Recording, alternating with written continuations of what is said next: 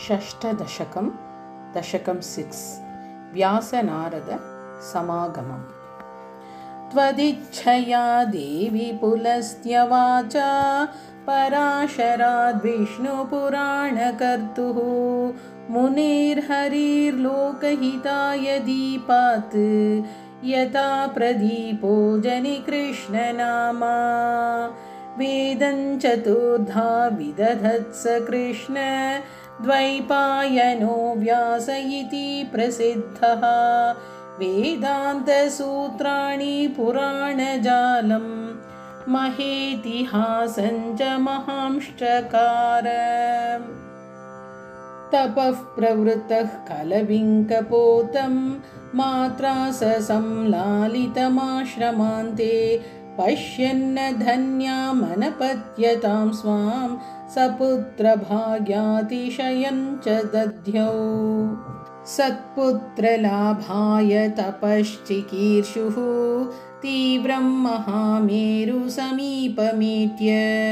आराधनीयः क इति क्षणं स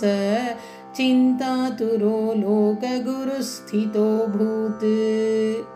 श्रीनारदस्तत्र समागतस्त्वत् कृपाकटाक्षाङ्कुरवन्महर्षिः अर्घ्यादिसम्पूजित आसनस्थः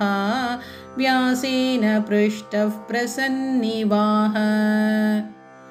किं चिन्तया कृष्ण भजस्व देवीं कृपावती वाञ्छितदानदक्षा अहेतुरेषा खलु सर्वहेतुः निरस्तसाम्यातिशया निरीहा सैषा महाशक्तिरिति प्रसिद्धा यदाज्ञया ब्रह्मरमेशरुद्राः ब्रह्माण्डसर्गस्थितिसंहृतिश्च कुर्वन्ति कालेन च ते स्वतन्त्राः यस्याश्च ते शक्तिभिरेव सर्वकर्माणि कुर्वन्ति सुरासुराद्याः मर्त्या मृगाः कृष्णपतत्रिणश्च शक्तेर्विधेयाः क इहाविधेयः प्रत्यक्षमुख्यैर्न च सा प्रमाणैः ज्ञेया तपोभिः कठिनैर्व्रतैश्च न वेदशास्त्राध्ययनेन चापि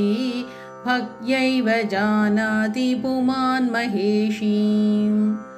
तामेव भक्त्या सततं भजस्व सर्वार्थदां कृष्ण तवास्तु भद्रम् इत्योचुषी ब्रह्मसुते गते स व्यासस्तपोर्थं गिरिमारुरोह इहास्मि पर्याकुलचित्तवृत्तिः गुरुं न पश्यामि महतमञ्च सन्मार्गतो मां नय विश्वमातः प्रसीद मे त्वां शरणं व्रजामि। ॐ श्रीमात्रे नमः।